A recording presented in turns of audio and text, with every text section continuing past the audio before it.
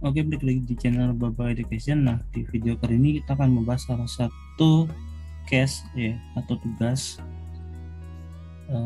dari topik PSAK 25 dan PSAK 46. Di sini kalau PSAK 25 itu terkait dengan eh, kebijakan ya, kebijakan accounting estimasi dan error.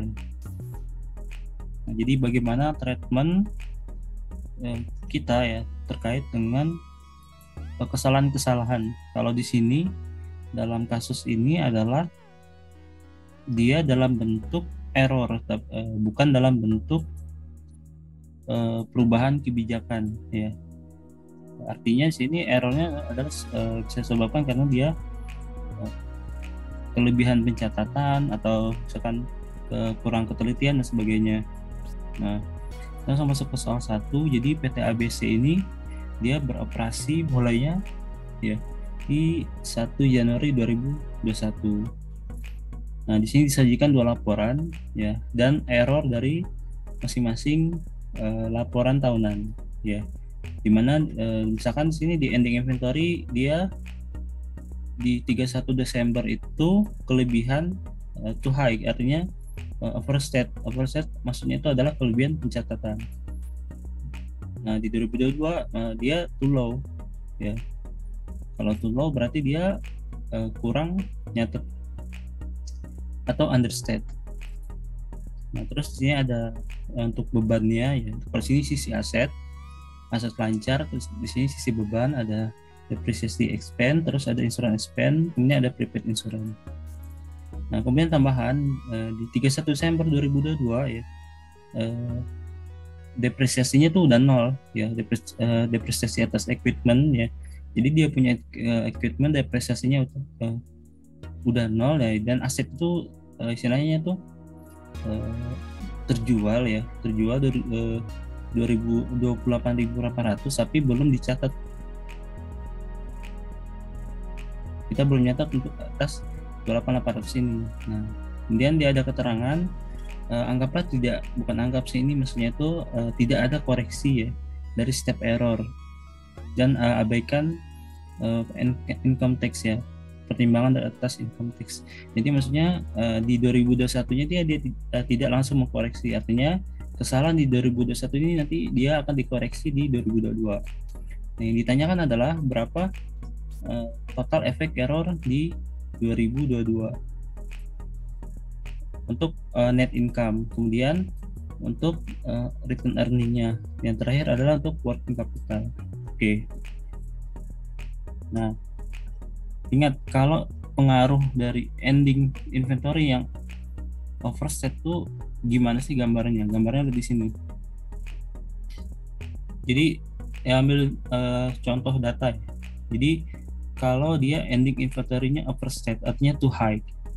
Nah, kita misalkan kita pakai angka asal ya, biar ngelihat perubahannya aja. Nah, kita misalkan kita punya sales 100.000 ya.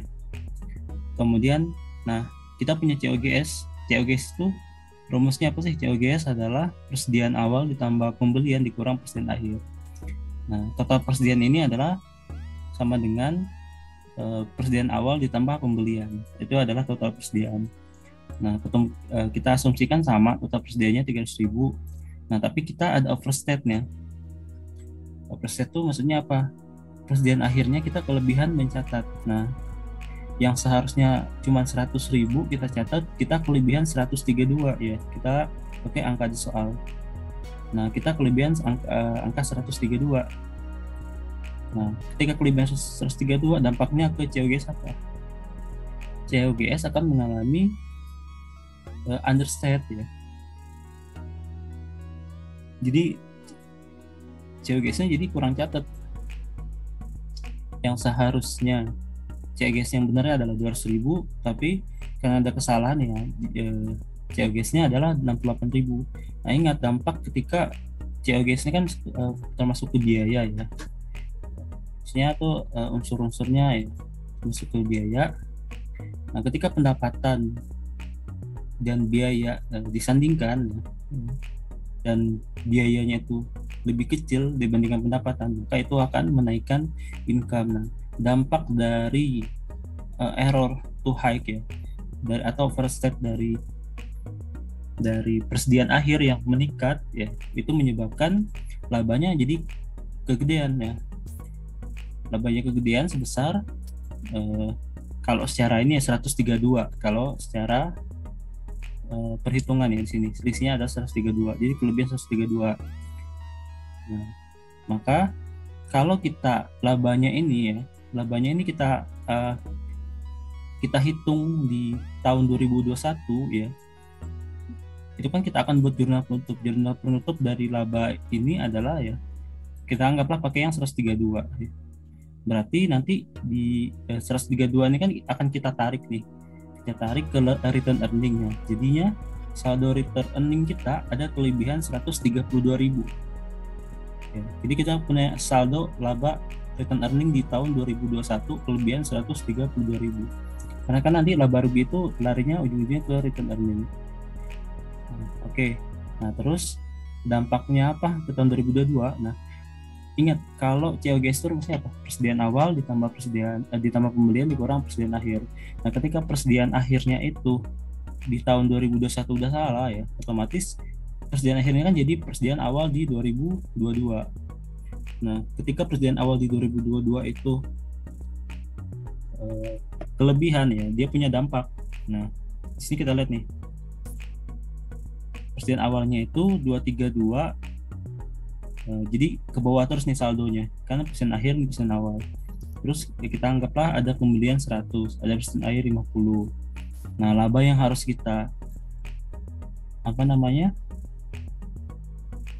yang kita harus buku adalah 218 ya, sementara ini tuh masih ada kelebihan 232. Nah, karena ini dikoreksi di tahun 2022, nah di adjustmentnya di tahun 2022, maka saat di persediaan awal ini ya. Oke. Nah, persediaan awal ini kita akan kurangan ke 132. Nah, jadi persediaan awal ini 232 dikurang 132 karena kita harus mengadjust ya. Karena kan ini di adjustnya adalah di tahun 2022, kita koreksinya di tahun 2022. Maka ketika kita koreksi di tahun 2022 ya, 2% awalnya dikurang 132 jadi 100.000, ditambah pembelian dikurang 50, temulah 150.000 COGS-nya. Nah, dampak dari kita mengadjust persediaan awal di tahun 2022 adalah meningkatnya laba kita gitu. Karena ini adalah dampaknya ke persediaan awal ya. Jadi kalau persediaan awal itu kita kurangi, itu akan menambah net income kita. Nah, sedangkan kalau persediaan akhir kita kurangi, itu akan mengurangi income kita. Jadi itu berjalan searah ya. Oke. Kalau ide yang persediaan awal di searah dia. Jadi kalau ini beda arah. Jadi kalau dia ditarik, dikurangi, maka income naik. Nah, kalau persediaan akhir kebalikannya. Nah, ingat untuk mengkoreksi sesuatu ya. Jadi beban atau inventory dan sebagainya itu ketika dia sudah beda tahun atau udah close book, tutup buku, maka kita harus mengadjustnya hanya di akun return earningnya. Jadi kita nggak bisa mengotak-atik akun-akun biaya, terutama akun biaya ya. Nah, karena kan nanti sebenarnya 132 ini juga efek terhadap COGS-nya ya. Kita nggak bisa ngotak-atik lagi, tapi di sini labanya kita nggak bisa otak-atik, tapi kita bisa jurnal penyusunnya. Jurnal penyusunnya itu melalui apa? Melalui return earning pada persediaan. Nah, jadi tadi kan persediaannya itu kita harus kurangkan, kita minuskan. Nah, di sini kan hubungannya ke sini. Nah, efeknya apa? Efeknya return earning-nya kita harus debit. Nah, karena kita return earning-nya kita debit ya. Kalau di 2021-nya adalah kredit, nah maka di offset. Kalau offset itu istilahnya satu debit satu kredit jadi 0. Artinya dia tidak ada dampak di return earning. Nah, tapi di 2022 dampaknya apa? Kita punya kelebihan laba 132.000. Maka ketika kalau ditulis di sini ya, di sini ya. Tadi yang 2021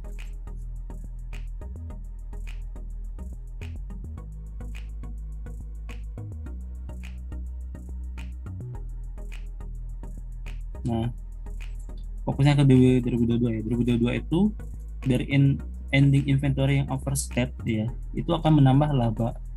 Ya, karena tadi kan jadi persediaan awal di tahun 2022. Nah, sehingga saldo return earning-nya itu adalah 0 karena offset. Nah, itu untuk yang persediaan. Nah, sekarang untuk beban depresiasi, dia kelebihan 84.000. Oke, 84.000 dia overstep. Nah, ketika beban lebih ya, dampak dari sini ya, yang 84 ini di overstep, berarti bebannya kelebihan catat. Nah, kalau dia kelebihan catat, kelebihan 84.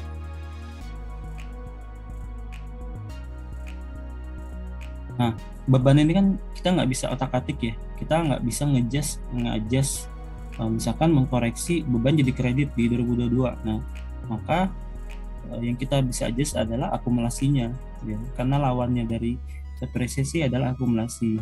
Nah, terus yang di adjustnya itu kemudian adalah return earning-nya. Nah, karena di sini jurnal apa namanya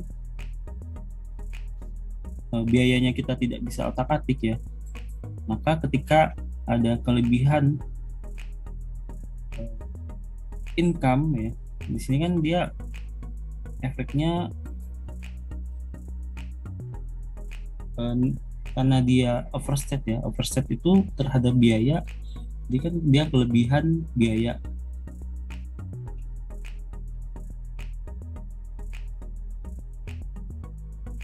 Nah, kalau dia kelebihan biaya, ya dia akan menambah laba.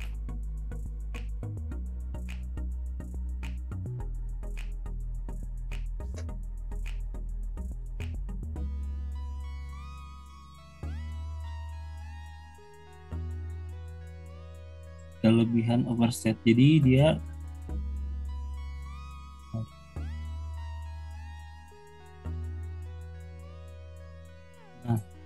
jadi kalau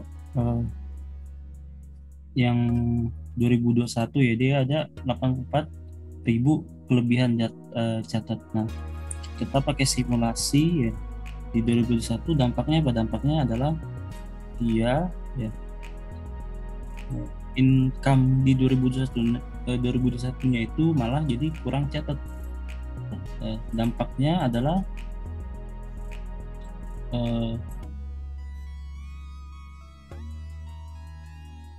nah, dampaknya nanti ke di 2022-nya, return earning di 2022-nya. Karena ketika kita menjurnal yang kelebihan itu 84.000 kan, kalau kita jurnal adalah di 2021-nya itu beban beban penyusutan pada akumulasi depresiasi penyusutan sebesar 84.000. Nah, di 2022-nya ya kita harus adjust. Nah, adjustnya ini tidak mempengaruhi income, artinya tidak ada pergerakan di income-nya ya, tidak seperti inventory. Dengan inventory karena dia ada nih akun inventory atau akun persediaan yang kita jurnal, yang kita adjust di sini di 2022. Nah, beda kalau yang beban itu kan kita tidak bisa adjust di 2022, tapi kita bisa adjustnya melalui return earning, langsung ke return earning. Nah, dampaknya adalah akumulasi depresiasinya jadi plus. Nah, sehingga return earningnya jadi kredit. Maka di sini 84.000 ini menambah return earning. Nah, sedangkan kalau untuk yang insurance expense yang understate, nah itu hanya kebalikan dari konsep yang untuk yang depresiasi ini. Nah, terus apa lagi ya? Nah, terus di 2021 karena dia punya insurance expense-nya too high dan prepaid-nya adalah insurance-nya too low atau understated dan prepaid-nya jadi too high. Nah, ini kan jadi set off ya. Satu lawannya dari expense kan prepaid ya untuk insurance. Maka ini tidak di 2021 itu tidak dilakukan di 2021 ini udah auto ke adjust ya. Jadi tidak perlu dilakukan adjustment di 2022. Makanya ini tidak ada dampak di laba rugi ataupun return earning. Nah, sekarang kita ke yang 2022. 2022 sendiri ending inventory-nya itu too low ya, too low. Nah, kalau too low itu kan berarti dia terlalu rendah mencatatnya. Nah, kalau dampak terlalu rendah mencatat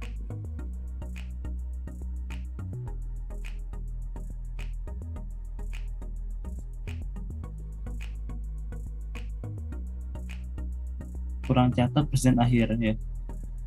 Ini kita coba pakai simulasi.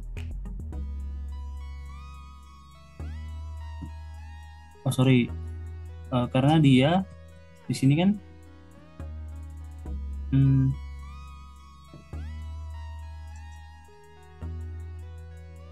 karena dia kelebihan mencatat 156.000 ini ya, dia terlalu rendah mencatat persediaan akhirnya, maka labanya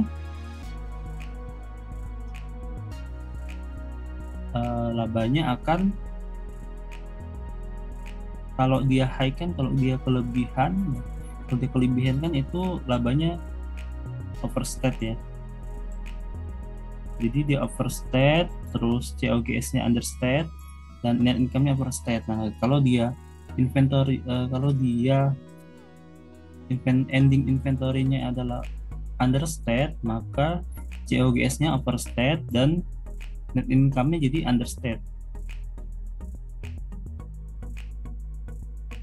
Nah, jadi laba dia itu akan jadi kecil. Nah, ketika laba kecil, nah kita akan di 2022 ini kita akan langsung mengkoreksi ya. Ketika labanya kecil, kita akan langsung mengkoreksi. Koreksinya itu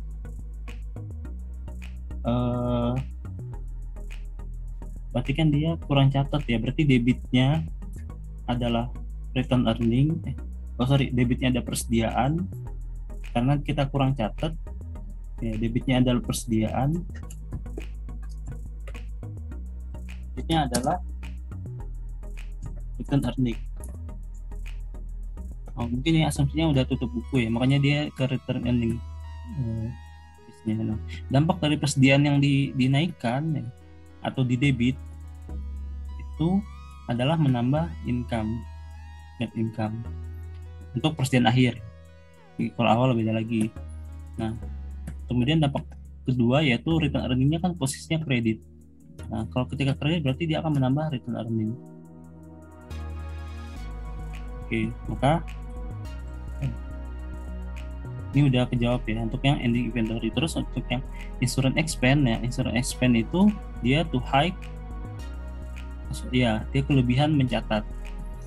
Jadi kalau dia kelebihan mencatat ya, berarti kan income-nya itu seharusnya menggerus income kita. Nah, tapi karena dia dikoreksi di 2022 ya, koreksiannya itu berdampak pada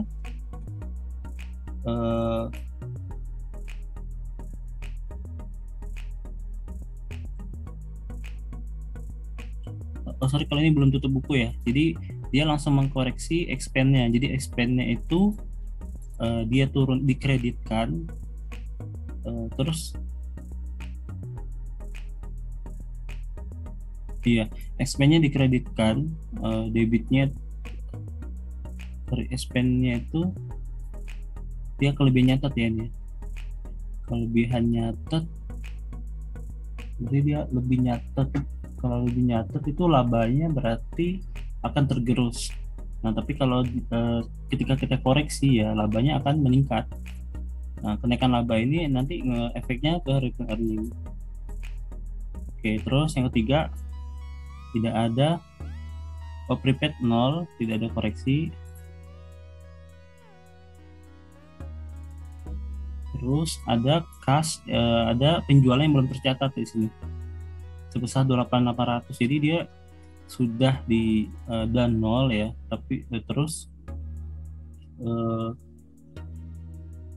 penjualannya itu belum dicatat sampai 2023. Nah, maka di 2022 kita adjust penjualan cashnya ya, penjualannya itu akan menambah net income kita. Jadi ketika kita menerima ya, misalnya menerima penjualan dari equipment, itu akan menambah net income dan return earning, sehingga nanti net income-nya itu kita total ada 376.800, kemudian return earning-nya ada 268.800.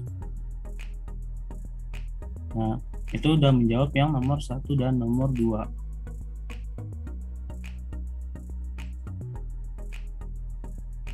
Nah, nomor 1 dan nomor 2.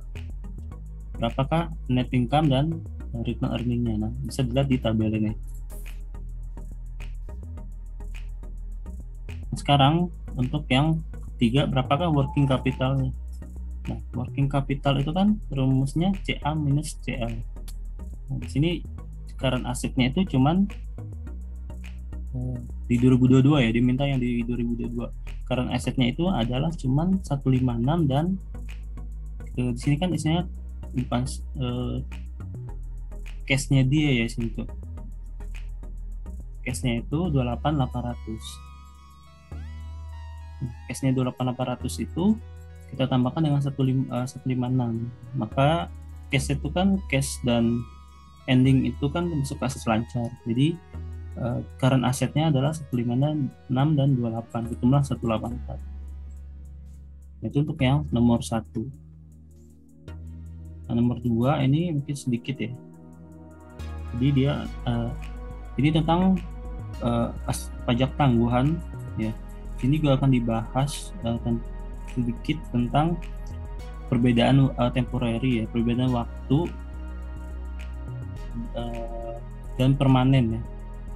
Perbedaan sementara dan permanen. Nah, di mana kalau perbedaan sementara itu ya, jadi ada perbedaan antara baik pendapatan atau beban yang diakui ya dalam akuntansi dan pajak, di mana endingnya itu sebenarnya adalah sama, tapi hanya perbedaan dari pencatatan waktu.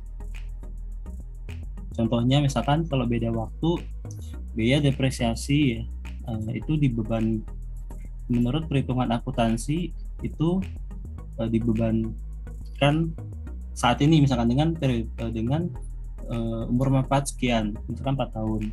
Nah, atau misalkan 6 tahun. Tapi untuk yang pajak ya, dia punya ketentuan untuk depresiasi, misalkan depresiasi, sehingga dampaknya apa? Dampaknya di tahun tersebut ya ada perbedaan dari laba akuntansi dengan laba dari pajak ya, karena tadi perbedaan dari pengakuan biaya tersebut, tapi endingnya adalah sama. Nanti kalau depresiasi itu endingnya adalah otomatis 0 ya, di akhir periode. Ya, meskipun di tengah-tengahnya beda ya, per tahunnya beda ya, tapi endingnya sama. Nah, itu untuk yang temporary difference. Nah, kalau yang permanen itu emang perlakuannya itu sudah di awal ya sudah berbeda. Contohnya misalkan biaya terkait, kalau ini ada sudut pandang biaya, jadi biaya terkait dengan misalkan biaya yang tidak biaya kunjungan ya, biaya kunjungan direksi atau biaya perjalanan, misalkan biaya entertain sebagainya, itu kalau dari sudut pandang pajak ya, itu mungkin ada ketentuan mengakui sekian persen atau tidak diakui ya. Nah, tapi untuk akuntansi kan kita biaya itu nggak bisa kecualikan ya. Kita harus tetap mencatat biaya tersebut karena itu sudah dikeluarkan.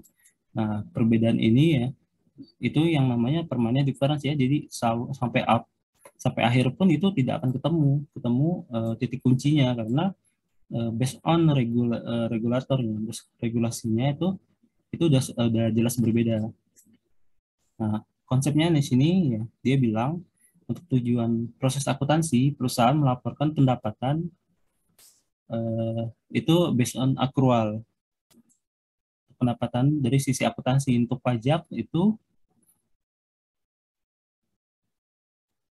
dia sampai dengan eh, pendapatannya dia dicatat ya ekspos ini dari gross profitnya sampai dengan benar kas diterima.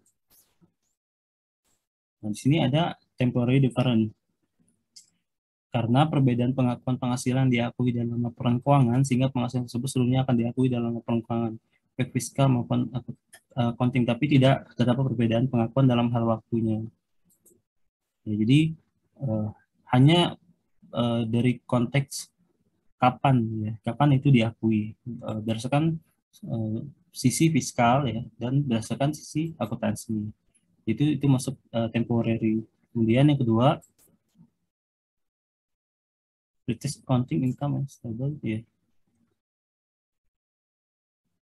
pengasihan dividen ya di sini.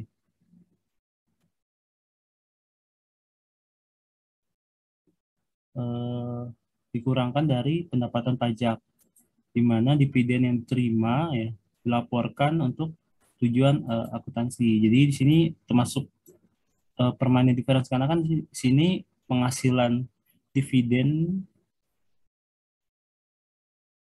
kalau nggak salah sifatnya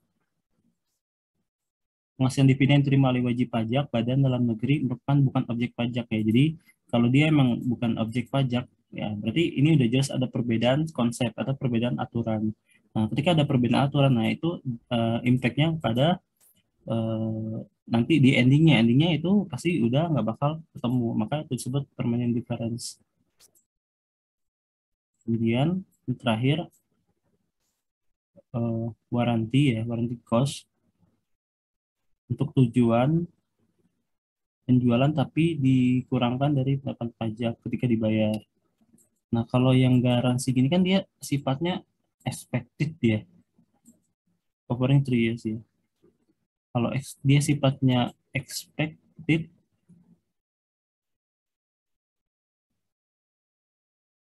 eh,